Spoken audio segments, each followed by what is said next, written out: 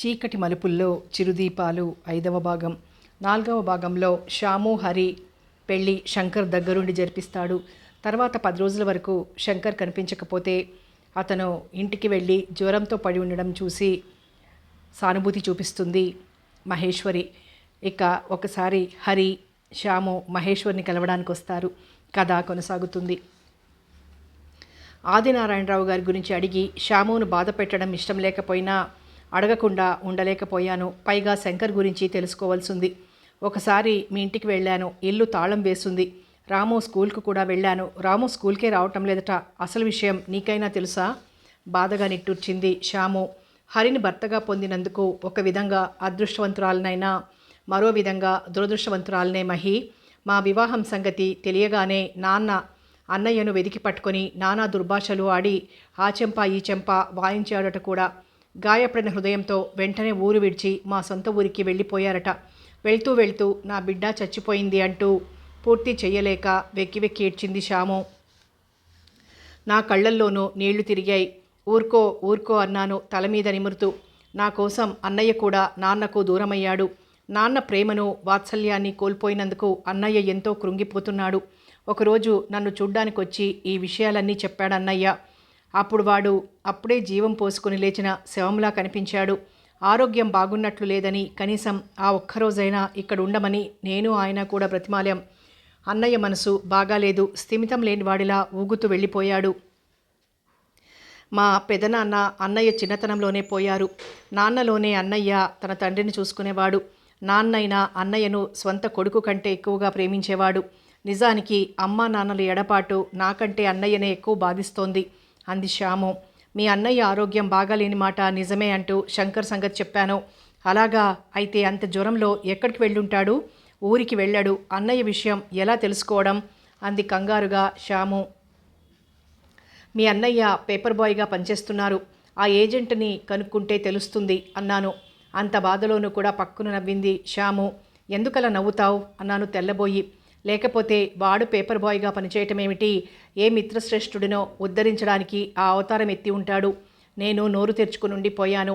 కాసేపటికి తేరుకొని ఈ విషయం మీ అన్నయ్య చెప్పారా అని అడిగాను. ఇలాంటివి వాడు చచ్చినా చెప్పడు, మనం గ్రహించుకోవాలంతే అంది. మీ అన్నయ్య ఉద్యోగం ఏమీ చేయరా? ప్రయత్నిస్తున్నాడు కానీ దొరకటం లేదు. అయినా ఉద్యోగం దొరికినా సవ్యంగా చేస్తాడనే నమ్మకం నాకు లేదు. ఆఫీస్కి వెళ్లే దారిలో ఎవరైనా అడుక్కునేవాడు సొమ్మసిల్లిపోతే వాడి బదులు తనే అడుక్కొని సాయంకాలం వాడి జోలెలో పోసి చక్కా ఇంటికి రాగల ప్రబుద్ధుడు నవ్వింది శ్యాము. నాకు నవ్వు రాలేదు. శంకర్ కూర్చున్న స్థానం మరింత ఎత్తుగా పెరిగినట్లనిపించగా మెడ పైకెత్తి మనోనేత్రంతో అటుకేసి చూస్తూ ఉండిపోయాను. అంతలో హరి రాగా ముగ్గురం సరదా కబుర్లలో పడిపోయాం. ఆ సాయంకాలం ఇంటికొచ్చేటప్పుడు అన్నాను, నిన్ను చూస్తుంటే నా కడుపు నిండిపోతుంది శ్యాము. పెళ్ళయ్యాక ఆ పెళ్ళి తల్లిదండ్రులకు ఇష్టమైందైనా అయిష్టమైందైనా వాళ్లకు దూరం కాక తప్పదు. కానీ కలకాలం కలిసి ఉండవలసిన భర్త మనసుకు నచ్చినవాడు లభించటమే దుర్లభం.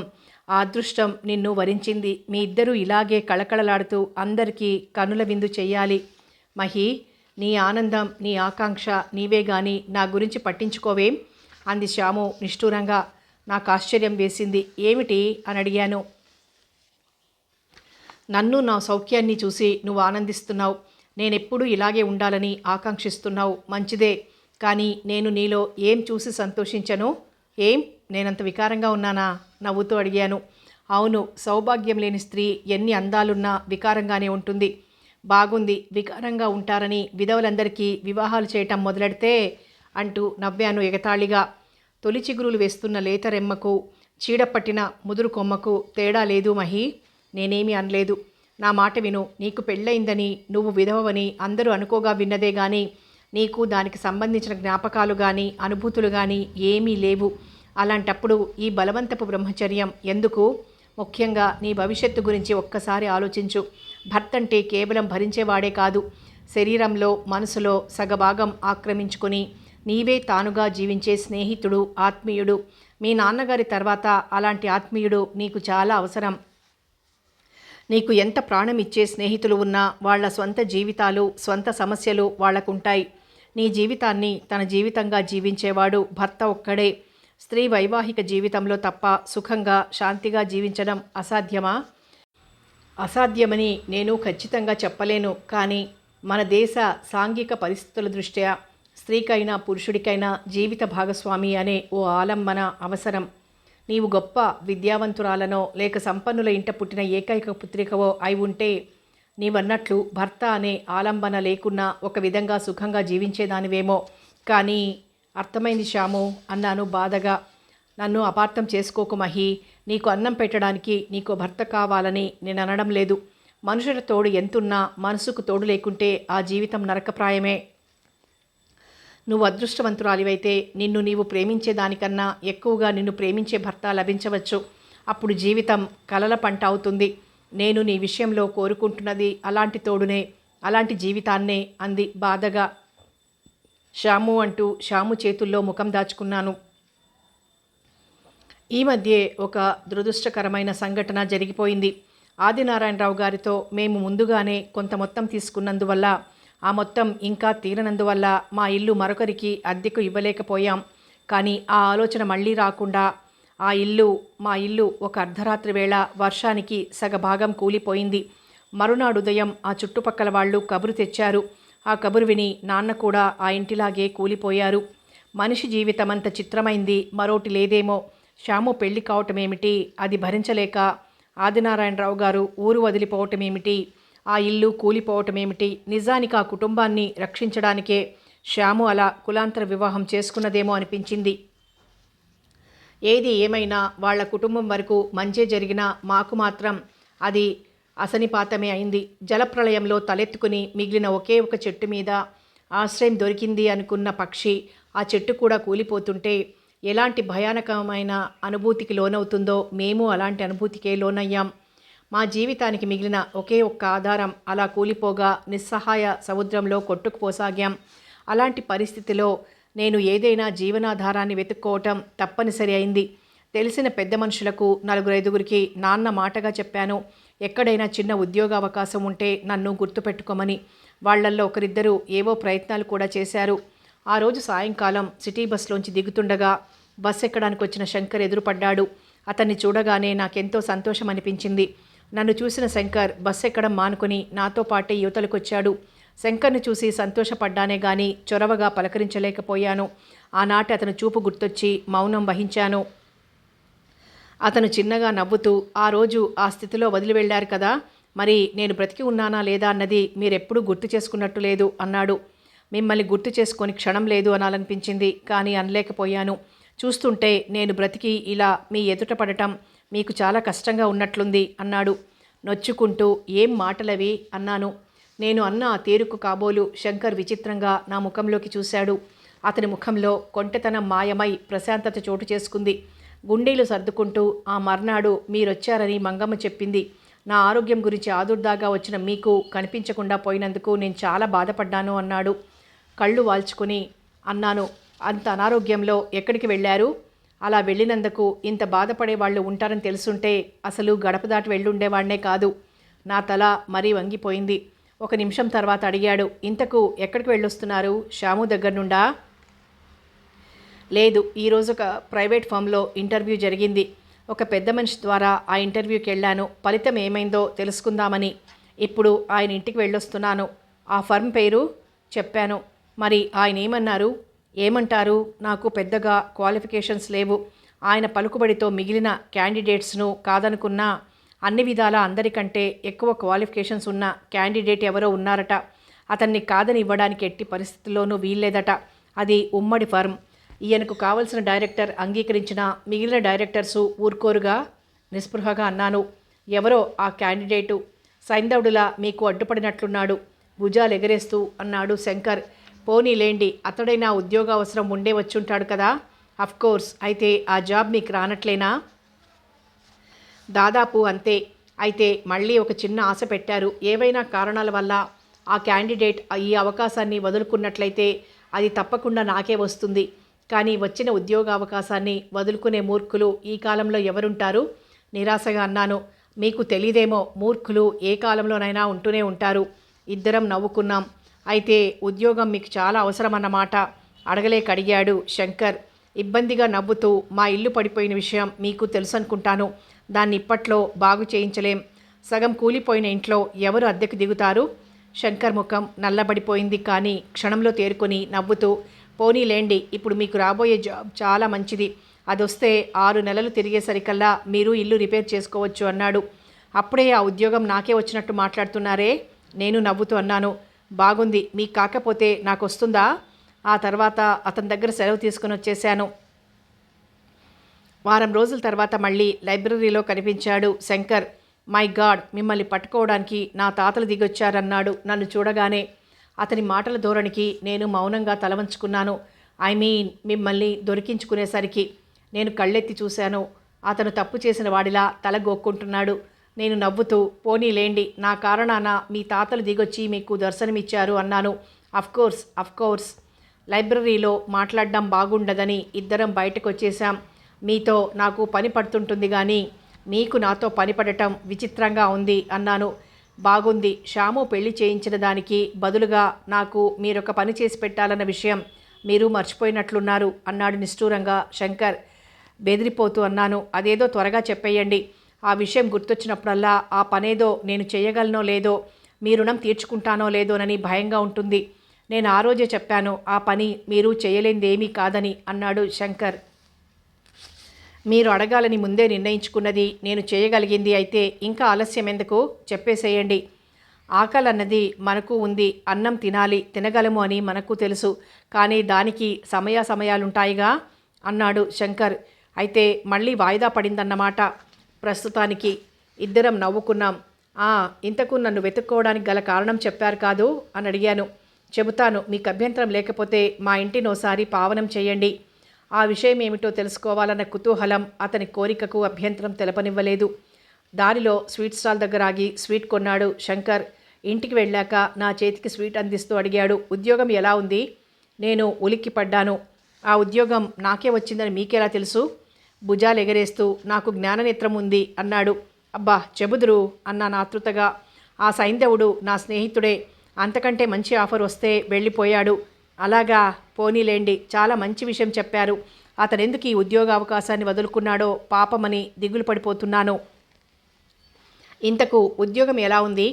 కావాలని కోరుకున్న ఉద్యోగం ఎలా ఉన్నా బాగుంటుంది. ఈ విషయం, అదే మీరు ఉద్యోగంలో చేరిన విషయం శ్యాముకు చెప్పారా? వాళ్ళ ఇల్లు చాలా దూరం అయిపోయింది, వెళ్ళడానికి తీరిక దొరకలేదు. ఉత్తరం రాశాను. అంత దూరాన ఉన్న స్నేహితురాలికి తెలపాలని, వెళ్ళడానికి వీల్లేకపోతే ఉత్తరం రాశారు.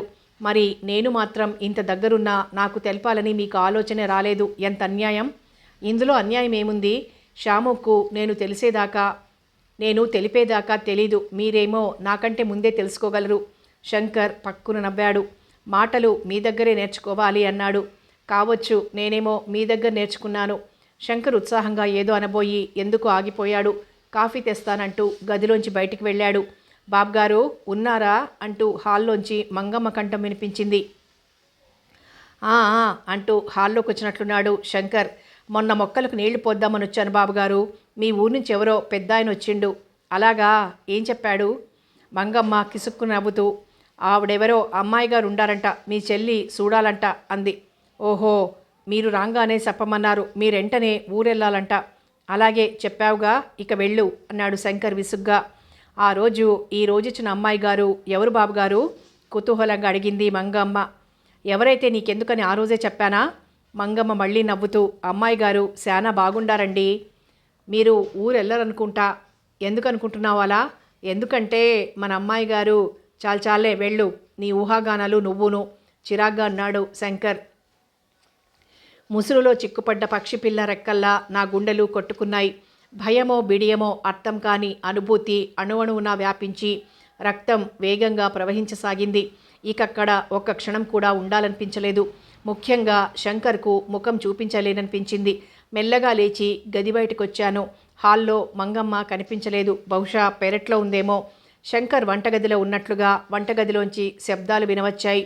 గుండెలు చేత్తో పట్టుకొని పిల్లిలా అడుగులు వేస్తూ హాలు దాటి వరండాలోకి వచ్చాను. ఆ పైన పరుగే. ఆ తర్వాత శంకర్ను కలుసుకోవడానికి నేను ప్రయత్నించలేదు. 2-3 సార్లు తారసపడ్డాడు కానీ అతను చూడకముందే కనుమరుగవుతూ వచ్చాను. ఒకసారి మరీ దగ్గరగా వచ్చాక కానీ అతన్ని చూడలేదు. నన్ను చూడగానే చిరునవ్వుతో హలో అన్నాడు. నేను ఏడవలేక నవ్వి ఎవరో స్నేహితురాలు పిలుస్తున్నట్లుగా మరోవైపు వెళ్ళిపోయాను. శంకర్తో పరిచయం పెరిగినందువల్లనేమో అతన్ని చూడాలని మాట్లాడాలని అనిపించేది కానీ మళ్ళీ మంగమ్మ మాటలు గుర్తొచ్చేవి. ఆ రోజు ఆ మాటలు విన్నా విననట్లుగా అక్కడే ఉండిపోవలసింది. అలా చెప్పా పెట్టకుండా వచ్చేయడంతో ఆ మాటలు నేను విన్నానని సిగ్గుతో పారిపోయి వచ్చేశానని శంకర్ అనుకుని ఉంటాడు.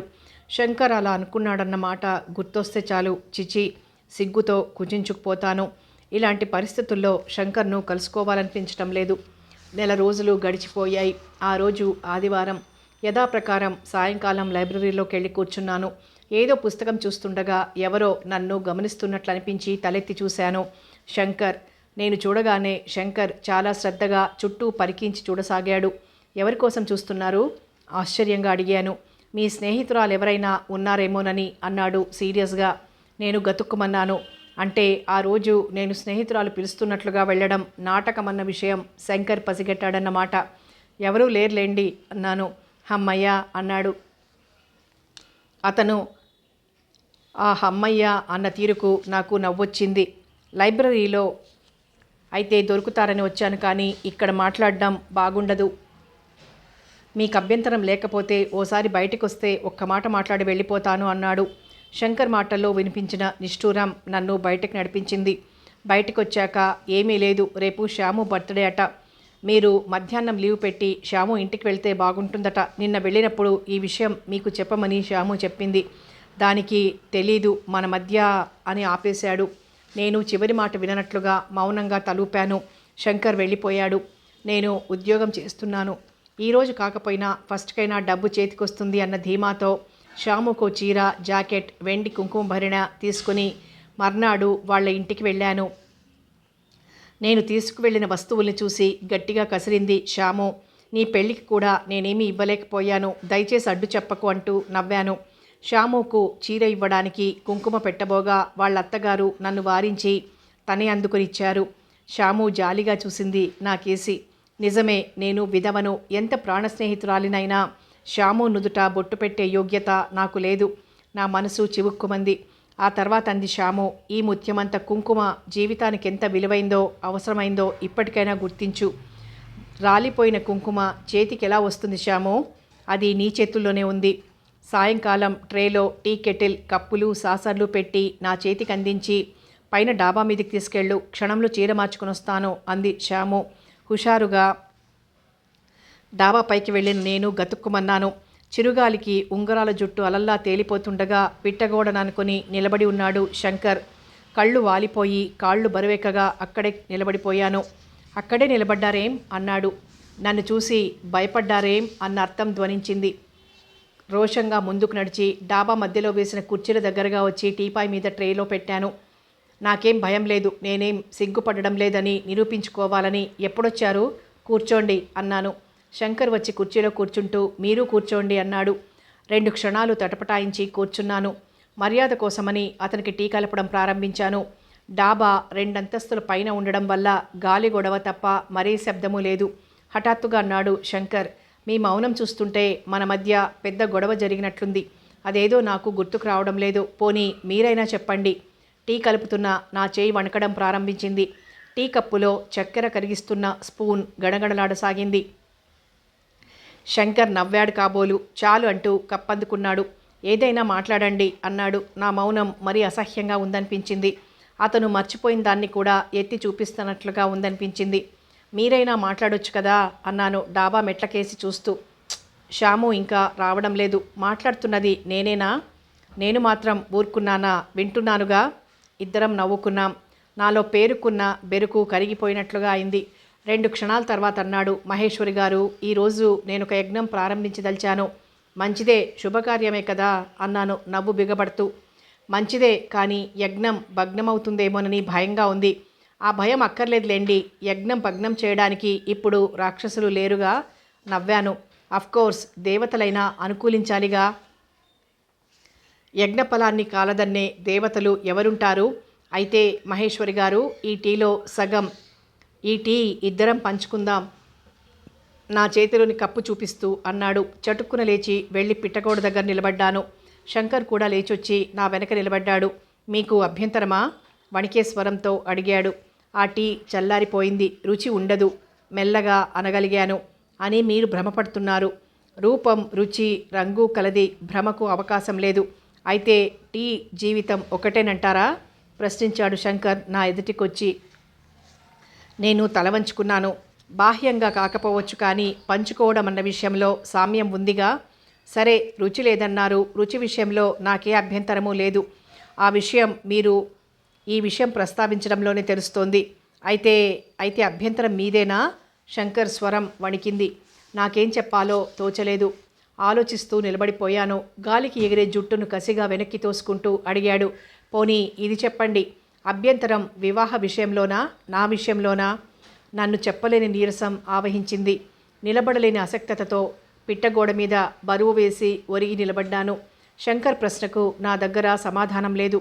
నిజమే, పునర్వివాహానికి నాకు అభ్యంతరమైతే ఆ అభ్యంతరం దేనికి? వివాహం చేసుకోవడానికా, శంకర్ను చేసుకోవడానికా? ఈ విషయంలో నేనింత సందిగ్ధంలో పడ్డానంటే అసలు అభ్యంతరం అంటూ దేనికో ఖచ్చితంగా నాకే తెలియదు కాబోలు. అంటే ఏ విషయంలో కూడా ఖచ్చితమైన అభ్యంతరం లేనట్లేనా? అదే ఉంటే అతను ప్రశ్న వేయగానే ఒక విషయం నా ముందు నిలిచేది కాదు. శంకర్ వైపు ఓరగా చూశాను. మొదటిసారి చూసినప్పుడే అతని రూపం అంత ఆకర్షవంతమైంది కాకపోయినా అతని వ్యక్తిత్వంతో, మానవత్వంతో కాస్త ఆకర్షింపబడ్డాను. నాకు తెలుసు ఆ ఆకర్షణ అతని అంతః సౌందర్యానిదని. ఇక ఇప్పుడు నల్లని ఆ ముఖంలో కొద్దిగా తెరుచుకున్న పెదవుల మధ్య నుండి తెల్లని పలువరస మెరుస్తోంది. గాలికి చిలిపిగా ఎగురుతున్న ఉంగరాల జుట్టు ఎంతో ఆకర్షణీయంగా ఉంది. ఆతృత నిండిన చూపులతో ఆ ముఖం తేజోవంతంగా ఉంది. ఇదేమిటి? అందవిహీనుడైన శంకర్ నా కళ్లకు అందంగానే కనిపిస్తున్నాడంటే దాని అర్థం బోధపడే కొద్దీ నా గుండె గట్టిగా కొట్టుకోసాగింది. నిజానికి శంకర్ ఇలా అడిగేందుకు కారణం నాలోని ఆ భావం నా కళ్ళల్లో ప్రతిఫలించడం కాదు కదా. సరే, మీరేమీ చెప్పలేని సందిగ్ధంలో ఉన్నప్పుడు బలవంతం చేయటం మంచిది కాదు. కానీ ఒకటి మాత్రం చెప్పగలను. అదేమంటే, వివాహం అన్నది కేవలం ఒక్కరి ఇష్టాయిష్టాలకే సంబంధించిన విషయం కాదు. నాలో మీ ఎడల ఆ భావం ఉత్పన్నమైతే కేవలం నా ఉద్దేశం మీద ఆధారపడి అడిగే సాహసం చేసి ఉండేవాణ్ణి కాదు. శ్యాము పెళ్లి చేసినందుకు మీరు నాకు సహాయం చేయవలసున్నా, దానికి మీరు సిద్ధంగా ఉన్నా ఇంతవరకు ఆగాను. మరి ఇప్పుడు అడుగుతున్నానంటే? భావగర్భితంగా చూస్తూ ఆపేశాడు శంకర్. ఆగబోయిన నా గుండె మళ్ళీ నెమ్మదిగా ఆడసాగింది. సిగ్గుతో కుచించుకుపోయాను. నా చూపులు హఠాత్తుగా నా పాదాలను స్పృశించగా కనురెప్పలు శ్రావణ మేఘాల్లా బరువెక్కాయి.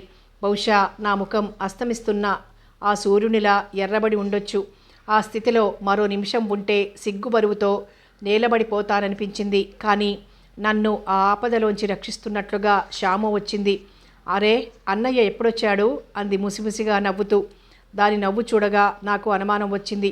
నిజమే, దానికి తెలియకుండానే వాళ్ళన్నగారు డాబా ఎక్కి కూర్చున్నాడా?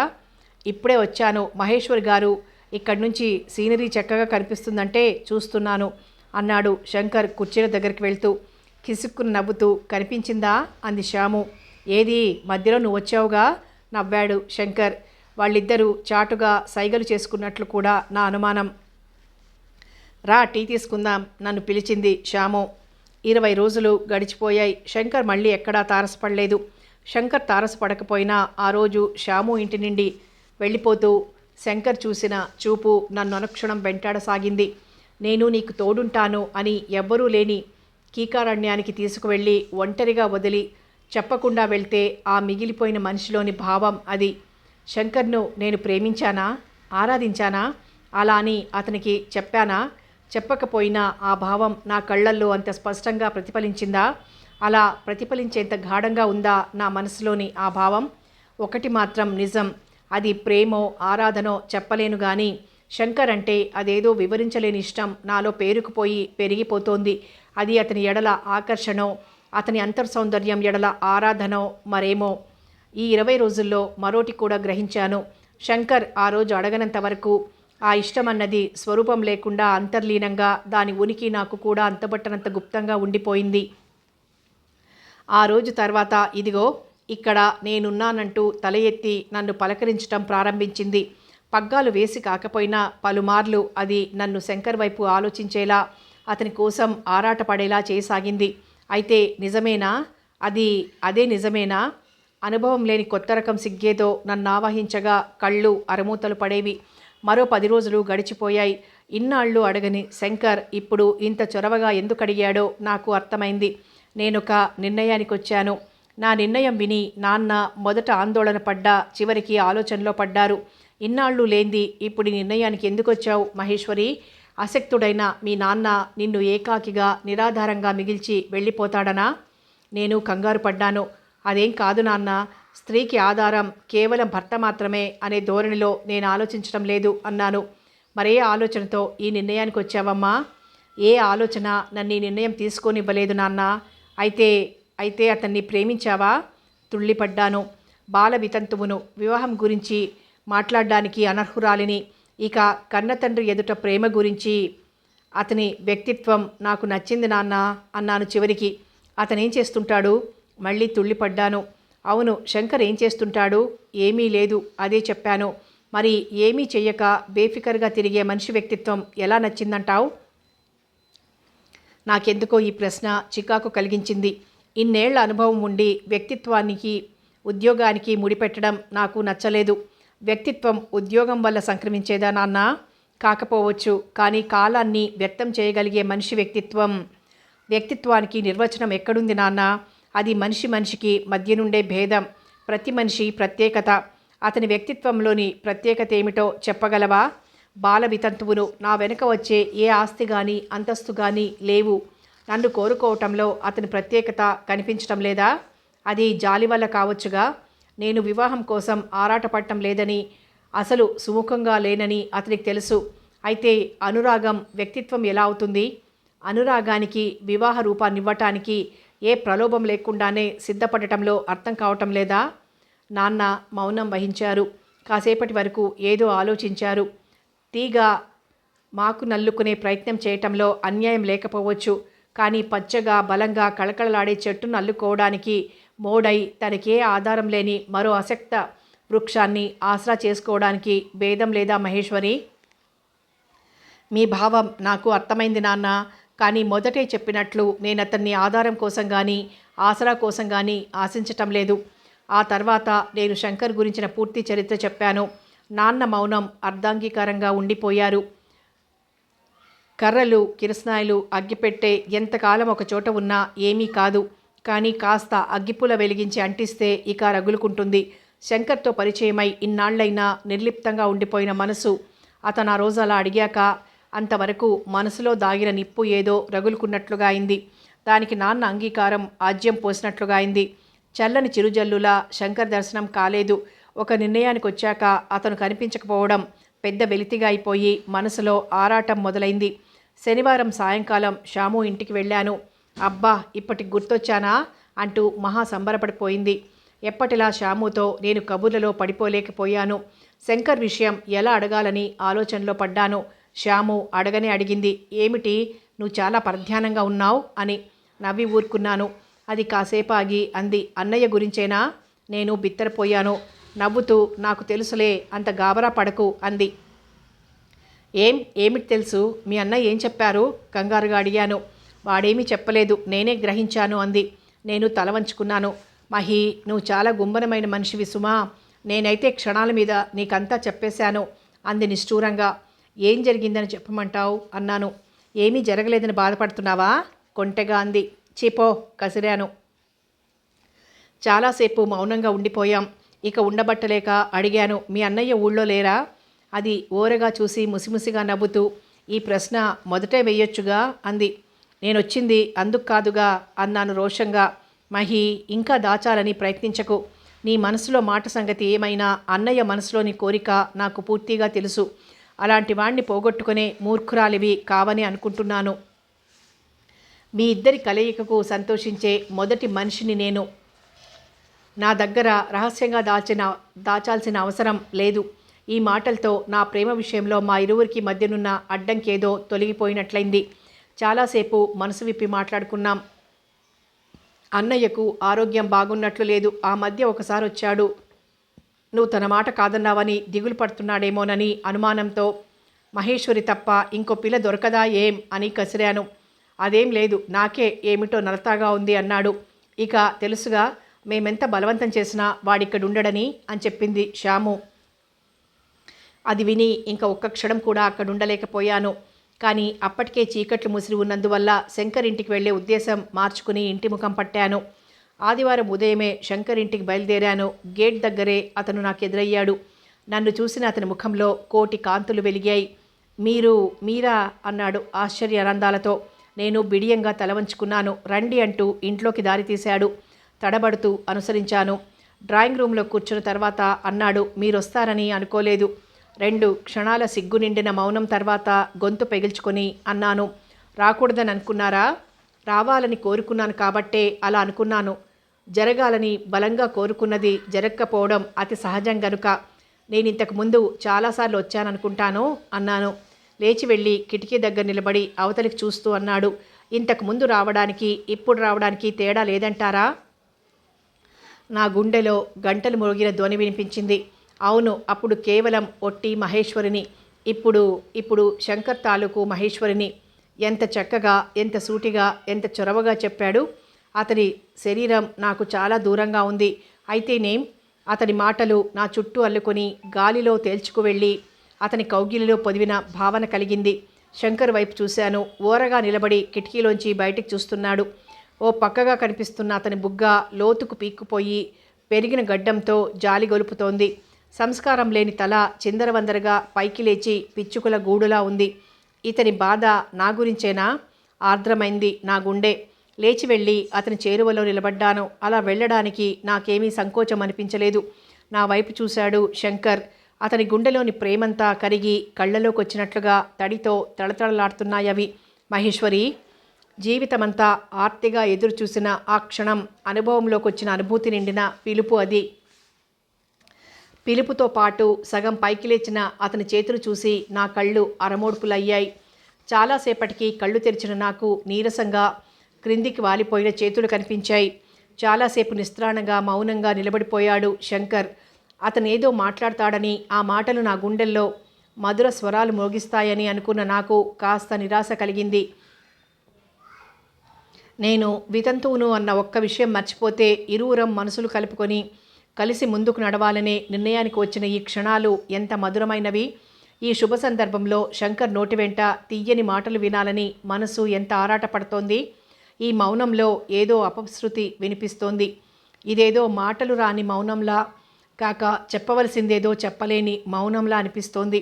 రామహేశ్వరి అంటూ కుర్చీ దగ్గరకు నడిచాడు శంకర్. శంకర్ ఏకవచన సంబోధన నాకెంతో ఆనందాన్ని కలిగించింది. కాఫీ తెస్తానంటూ లోనికి వెళ్ళాడు. కాఫీ తాగాక కాసేపు లోకాభిరామాయణం మాట్లాడాడు. ఆ తర్వాత ఇంటికి వస్తుండగా చాలా అసంతృప్తిగా అనిపించింది. తర్వాత కూడా 4-5 సార్లు కలుసుకున్నాం. మళ్ళీ వివాహం విషయం ఎత్తలేదు శంకర్. ఏమిటి మనిషి? ఆ రోజు నా కోసం, నా అంగీకారం కోసం అంతగా ఆరాటపడిన మనిషి, శ్యాము ముందు కూడా బయటపడిపోయిన మనిషి, నీ దాన్ని కావడానికి సిద్ధంగా ఉన్నానంటూ ముందు నిలిచిన ఆ విషయాన్నే విస్మరించిన వాడిలా నిర్లిప్తంగా మరో ధోరణిలో ప్రవర్తించడం ఎంత విచిత్రం. మనిషి మనసు అతి విచిత్రమైంది.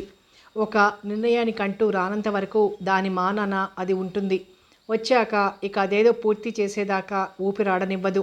శంకర్ కోరికను మన్నించాలనే నిర్ణయానికి వచ్చాక దానికి సూత్రధారుడైన శంకర్ మౌనం నన్ను చిత్రహింస చేయసాగింది. అంత హఠాత్తుగా తన నిర్ణయాన్ని మార్చుకోవాల్సినంత అవసరం ఏమొచ్చింది? అయినా శంకర్ మనసులోంచి నన్ను తొలగించిన ఛాయలు కూడా నాకు కనిపించటం లేదు. శంకర్ మాటల్లో, కళ్ళల్లో, ప్రతి కదలికలో నా ఎడల అతనికున్న అనురాగం వ్యక్తమవుతూనే ఉంది. ఏది ఏమైనా నేనే స్వయంగా కలిసి కదిపి చూడాలనే నిర్ణయానికి వచ్చాను. ఒకరోజు పార్క్లో కూర్చుని ఉన్నప్పుడు శంకర్ అడిగాడు, ఈ మధ్య అదోలా ఉంటున్నావేమిటి మహేశ్వరి? అదే ప్రశ్న నేను వేయాలనుకుంటున్నాను. వింతగా చూశాడు శంకర్. తర్వాత నవ్వుతూ, బహుశా నీలోని మార్పు అలా అనిపించేలా చేసుంటుంది అన్నాడు. కావచ్చు, కానీ నాలోని మార్పుకు కూడా కారణం ఉంటుందని ఒప్పుకుంటారు కదా? తప్పకుండా. ఆ కారణం మీరే. నేనా? సరే, ఏ విధంగా నేను కారణమయ్యానో చెప్పు. నా తప్పేమైనా ఉంటే సరిదిద్దుకుంటాను. శంకర్ అలా అడిగేసరికి నాకేం చెప్పాలో తోచలేదు. చాలాసేపు తలంచుకొని గడ్డి పరకలు తుంచుతూ ఉండిపోయాను. హఠాత్తుగా అన్నాడు శంకర్, పోనీ ఆ కారణం నన్నే చెప్పమంటావా? చటుక్కున తలెత్తాను. నవ్వుతూ, ఇది వింతగా ఉంది కదూ అన్నాడు. అవును, ఆ కారణం మీకు తెలిసి ఉండి కూడా నాలో మార్పుకు కొత్తగా ఆశ్చర్యపడటం వింతగానే ఉంది. దెబ్బ తిన్నట్టు చూశాడు శంకర్. హఠాత్తుగా శంకర్ ముఖంలో దైన్యం చోటు చేసుకుంది. పెదవుల్లో నిలకడ తప్పింది. జీవితమంతా ఎదురు చూసిన అదృష్టం కళ్ల ముందుకొచ్చినప్పుడు చేతులు వెనక్కి తీసుకోవలసిన దురదృష్టపు క్షణాలు కూడా ఉంటాయి మహేశ్వరి మనిషి జీవితంలో. నా గుండె ఆగినంత పనైంది. నిలువు గుడ్లేసుకుని చూస్తూ ఉండిపోయాను. నీ మనసుతో ఆటలాడుకోవాలని, పరిహాసం చేసి నిన్ను అవమానించాలని నేననుకోలేదు.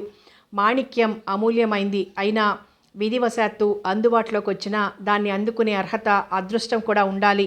అంతే, అంతకు మించి నేనేమీ చెప్పలేను మహేశ్వరి.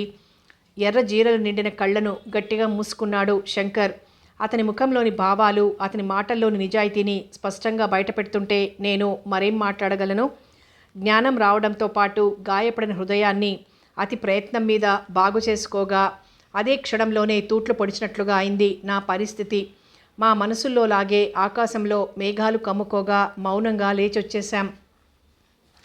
శంకర్ నేను తరచుగా కలుసుకుంటూనే ఉన్నాం. కానీ ఆ రోజు శంకర్ అంత లోతుగా నర్మగర్భంగా మాట్లాడాక మళ్ళీ ఆ విషయం గురించి ప్రస్తావించే ప్రయత్నం చేయలేకపోయాను. శ్యాము దగ్గర మాత్రం విషయాన్ని దాచలేకపోయాను. అది వాళ్ళ అన్నయ్యతో ఏం మాట్లాడిందో, అతనేం చెప్పాడో తెలీదు. ఒకరోజు ఉన్నట్టుండి అంది, ఎటు వివాహం చేసుకోవాలనే నిర్ణయానికి వచ్చావు కదా, వాడికంటే మంచివాళ్ళు దొరకరా ఏం? ఊ అను, ఆయనతో చెప్పి క్షణంలో ఏర్పాటు చేస్తాను. నేను వివాహం చేసుకోవాలనే నిర్ణయానికి వచ్చింది కేవలం వివాహం చేసుకోవాలనే కాంక్షతో మాత్రం కాదని నీకు తెలుసు అన్నాను. శ్యాము ఎంతగానో మనసు నొచ్చుకుంది. ఆ తర్వాత సంఘటనలు వెంటనే జరిగిపోయాయి. ఒకరోజు ఆఫీస్కి వెళ్ళొస్తుండగా ఎవడో రౌడీ వెధవ అసహ్యంగా మాట్లాడి నా చేయి పట్టుకోవడానికి ప్రయత్నించటం, ఆ విషయం శ్యాముకు చెప్పుకొని నేను బరువు దించుకోవాలని ప్రయత్నించటం, అది వాళ్ళన్నయ్యకు చెప్పటం. ఆ దుస్సంఘటన జరిగిన 4 రోజుల తర్వాత ఆఫీస్ అవగానే బయటకు వచ్చేసరికి శంకర్ ఎదురు చూస్తూ కనిపించాడు. తప్పు చేసిన వాడిలా పక్కచూపులు చూస్తున్నాడు శంకర్. ముఖం ఎర్రగా కందిపోయి ఉంది. నన్ను చూడగానే దగ్గరకు వచ్చి నిలబడ్డాడు. ఏటో చూస్తూ, ఒకసారి ఇంటికొస్తావా మహేశ్వరి అన్నాడు. తానే కోరిన నన్ను మళ్ళీ కాదనడానికి శంకర్కు వేరే కారణాలుండవచ్చు. కానీ నేను చేసుకున్న నిర్ణయం నుండి నేను విముఖురాలిని కాలేదు. నేను శంకర్ దాననే భావన బలపడిందే తప్ప అతని నుండి వేరు కావాలని అనుకోవడం లేదు. మరి అతని ఇంటికి వెళ్ళడానికి నాకేం అభ్యంతరం? నేను మౌనంగా తల ఊపాను. నా మనసు చాలా వికలంగా ఉంది. కారణం తెలీదు. శంకర్ని చూడగానే అది మరింత కరిగిపోయినట్లయింది. ఇద్దరం ఒకరికొకరం సంబంధం లేని వాళ్లల్లా మౌనంగా నడుస్తూ శంకర్ ఇల్లు చేరాం. మరో మనిషి లేని ఆ ఒంటరితనంలో మేమిద్దరమే ఉన్న ఆ ఏకాంతంలో శంకర్ని చూస్తుంటే నాలో ఆవేదన పొంగసాగింది. వివాహితనైనా విధవనైనా నాకు భర్త అంటే ఏమిటో తెలీదు. తండ్రి వాత్సల్యాన్ని తప్ప మరో పురుషుడి సాన్నిహిత్యాన్ని తెలియని దాన్ని.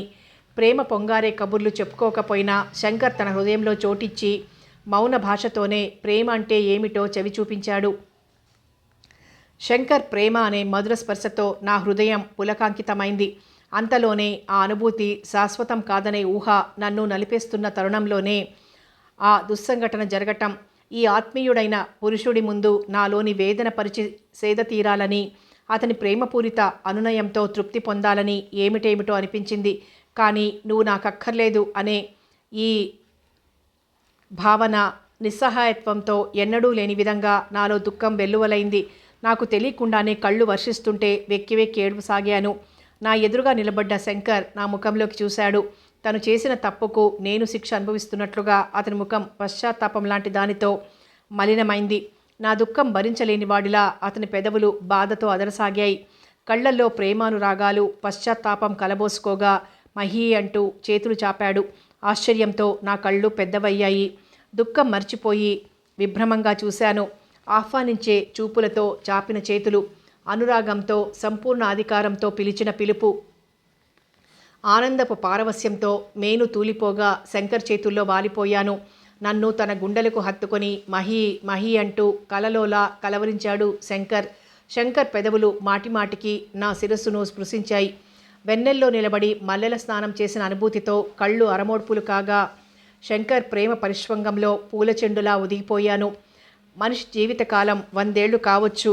కానీ జీవితానికి ఇలాంటి అనుభూతి ఒక్కటైనా చాలనిపించింది. అలా ఎంతసేపున్నామో. శంకర్ నా భుజాలు, వీపు, నడుము చేతులతో ఆర్తిగా తడుముతూ నన్ను క్షమించు అనసాగాడు. ఆ స్పర్శతో నా నడుము జివ్వున వంగి కూలిపోతాను అనిపించింది. అంతవరకు లేని సిగ్గు మనసులో మొగ్గవేయగా బలమైన ఆ కౌగిలి నుంచి మృదువుగా వదిలించుకుని వెళ్ళి కిటికీ దగ్గర నిలబడ్డాను. మహీ, మళ్ళీ అదే పిలుపు. శంకర్ స్పర్శతో నా తనువు వసంతంలోని ప్రకృతిలా విరబూయగా ఆ పిలుపు వెన్నెల తరంగంలా నన్ను ముంచివేయసాగింది. మహీ, నిన్ను సూటిగా చివరిసారిగా ఒక ప్రశ్న అడుగుతాను. మనసులోని మాట చెప్పగలవా?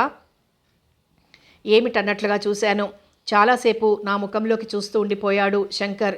మహీ, ఎటు వివాహం చేసుకోవాలనే నిర్ణయానికి వచ్చావు. అలాంటప్పుడు నాకంటే అన్ని విధాలా ఉన్నతుడు మీ మనసులోని మాటేదో సూటిగా చెప్తే బాగుంటుంది. నా మనసు మండిపోగా అన్నాను. ఇప్పుడే కదా మహీ మహీ అంటూ ప్రాణాధికమైన దానిలా మనసులోని మాటే ఇది. నేను నీకు తగినవాణ్ణి కాను. నువ్వు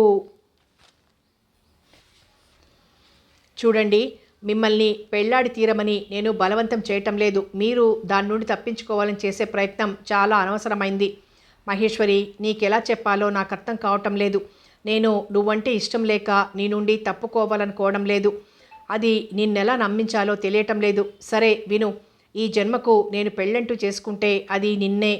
నా హృదయంలో వెన్నెల తరంగాలు ఉవ్వెత్తున లేచిపడ్డాయి. మరి ఇలా అనగలిగిన మనిషివి నన్నుగాక నేను మాత్రం మరొకరినెలా? అయితే నేను నిన్ను దూరం చేస్తే నువ్వు మరెవరినైనా? ఆత్రంగా అన్నాడు శంకర్. ఎంత పిచ్చి ప్రశ్న. నేను పెళ్లికి సుముఖంగా ఉన్నమాట నిజమే. ఎందుకో తెలుసా? శంకర్ అనే గమ్యానికి వివాహం అనే దారి వెంట వెళ్ళాలి కాబట్టి. శంకర్ అనే మమతల పందిరి వివాహం అనే వెదురుబద్దల ఆలంబనతో తయారైంది కావటం వల్ల. చటుక్కున వచ్చి నా 2 చేతుల్లోకి నా ముఖాన్ని తీసుకున్నాడు శంకర్. నన్ను ఇంతగా ప్రేమిస్తున్న నువ్వు నేనెప్పుడైనా నిన్ను మోసం చేస్తే బ్రతకగలవా? ప్రేమకు మాటల్లో నేను నిర్వచనం చెప్పలేకపోవచ్చు. కానీ ఆ కళ్ళల్లో, శంకర్ కళ్ళల్లో ప్రేమ తాలూకు సంపూర్ణ స్వరూపం, ప్రేమ తాలూకు పూర్తి భావం వ్యక్తమవుతోంది. ప్రేమ అంటే అదే. మరి మీరు ఏ ఉద్దేశంతో ఇలా అంటున్నారో నాకు తెలీదు. కానీ మీరు ఏ రకంగా నన్ను మోసం చేసినా మన తాలూకు ప్రేమ మాత్రం జీవించే ఉంటుంది. మీరు నన్ను వివాహం ఆడినా మానినా నాకు సంబంధం లేదు. నేను కోరుకుంటున్నది, ఆరాధిస్తున్నది మీ ప్రేమ స్వరూపాన్ని, ఆ అనుభూతిని, అంతే. సిగ్గు విడిచి నెమ్మదిగా స్పష్టంగా చెప్పాను. మహీ మహీ అంటూ పిలిచాడు. నల్ల మేఘం లాంటి శంకర్ వక్షంలో మెత్తగా ఒదిగిపోయింది నా ముఖబింబం. కథ కొనసాగుతుంది.